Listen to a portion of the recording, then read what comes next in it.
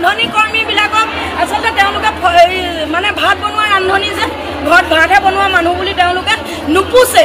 গতিকে সেইকাৰণে কৈছোঁ যে এইবাৰ BPFে হওক লাগে আমাৰ প্ৰমোদ বড়ো ডাঙৰীয়াই হওক, গতিকে এইবাৰ ৰান্ধনীৰ মাজত যুঁজ হ'ব।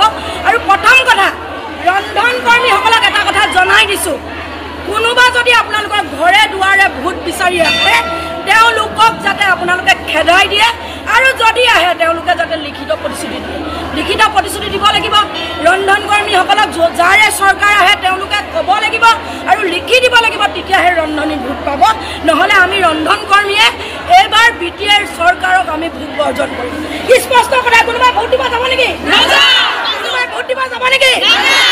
আমাৰ দাবীটো মানিবই লাগিব। আৰু প্ৰমোদ বড়ো ডাঙৰীয়াৰ মাজত এইবাৰ ৰান্ধনী যুঁজ হ'ব, আৰু সেই যুঁজখন কৰিবলৈ আমি গৈ আছোঁ পৰহি। কলম অসম চৰকাৰক কিয় নিলিখিলে? চেণ্ট্ৰেল চৰকাৰক কিয় নিলিখিলে?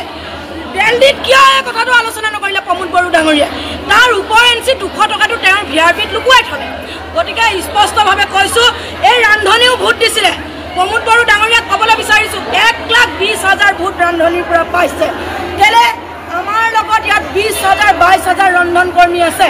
প্ৰতিগৰাকী ৰন্ধন কৰ্মীয়ে প্ৰমোদ বড়োক আমি ভাবিছিলোঁ যে প্ৰমোদ বড়ো জিকাই আহিলে আমাৰ ৰন্ধন কৰ্মীসকলৰ হৈ মাত মাতিব, কিন্তু 5টা বছৰ উকলি গ'ল। লংকাত গৈ ৰাৱণ হৈ থাকিলে।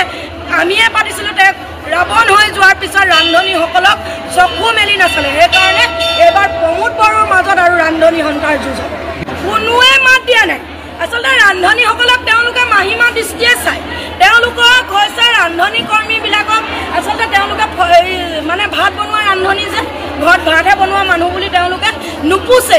গতিকে সেইকাৰণে কৈছোঁ যে এইবাৰ BPFে হওক লাগে আমাৰ প্ৰমোদ বড়ো ডাঙৰীয়াই হওক, গতিকে এইবাৰ ৰান্ধনীৰ মাজত যুঁজ হ'ব। আৰু প্ৰথম কথা, ৰন্ধন কৰ্মীসকলক এটা কথা জনাই দিছোঁ, কোনোবা যদি আপোনালোকৰ ঘৰে দুৱাৰে ভোট বিচাৰি আহে তেওঁলোকক যাতে আপোনালোকে খেদাই দিয়ে, আৰু যদি আহে তেওঁলোকে যাতে লিখিত প্ৰতিশ্ৰুতি দিয়ে। লিখিত প্ৰতিশ্ৰুতি দিব লাগিব। ৰন্ধন কৰ্মীসকলক যাৰে চৰকাৰ আহে তেওঁলোকে ক'ব লাগিব আৰু লিখি দিব লাগিব, তেতিয়াহে ৰন্ধনী ভোট পাব। নহ'লে আমি ৰন্ধন কৰ্মীয়ে এইবাৰ BTAৰ চৰকাৰক আমি ভোট বৰ্জন কৰিম। স্পষ্ট কথা। কোনোবাই ভোট দিব যাব নেকি? কোনোবাই ভোট দিব যাব নেকি? আমাৰ দাবীটো মানিবই লাগিব। আৰু প্ৰমোদ বড়ো ডাঙৰীয়াৰ মাজত এইবাৰ ৰান্ধনী যুঁজ হ'ব, আৰু সেই যুঁজখন কৰিবলৈ আমি গৈ আছোঁ পৰহি। কলম অসম চৰকাৰক কিয় নিলিখিলে? চেণ্ট্ৰেল চৰকাৰক কিয় নিলিখিলে? দিল্লীত কিয় এই কথাটো আলোচনা নকৰিলে প্ৰমোদ বড়ো ডাঙৰীয়াই? তাৰ ওপৰেঞ্চি 200 টকাটো তেওঁৰ VRPত লুকুৱাই থলে। গতিকে স্পষ্টভাৱে কৈছোঁ, এই ৰান্ধনীও ভোট দিছিলে। প্ৰমোদ বড়ো ডাঙৰীয়াক ক'বলৈ বিচাৰিছোঁ, 1,20,000 ভোট ৰান্ধনীৰ পৰা পাইছে। কেলে? আমাৰ লগত ইয়াত 20,000 22,000 ৰন্ধন কৰ্মী আছে। প্ৰতিগৰাকী ৰন্ধন কৰ্মীয়ে প্ৰমোদ বড়োক আমি ভাবিছিলোঁ যে প্ৰমোদ বড়ো জিকাই আহিলে আমাৰ ৰন্ধন কৰ্মীসকলৰ হৈ মাত মাতিব, কিন্তু 5টা বছৰ উকলি গ'ল। লংকাত গৈ ৰাৱণ হৈ থাকিলে। আমিয়ে পাতিছিলোঁ তেওঁক।